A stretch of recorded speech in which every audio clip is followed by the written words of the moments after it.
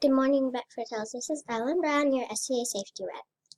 And I am Fiona Laughlin, your SCA Treasurer, and this is the news for Thursday, December 5th, 2019. Today's word of the day is meander. Meander means to idly with no direction in mind.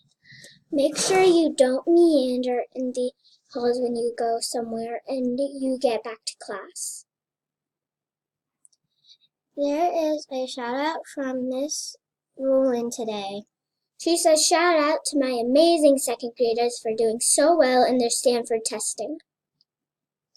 On this day in history in 1872, the ship called Mary Cassells was found floating at sea.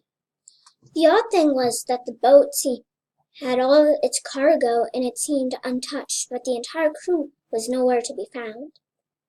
This is Fiona Laughlin and Ella Brown. Remember, be respectful, be responsible, be ready to learn. It's the Husky way every day.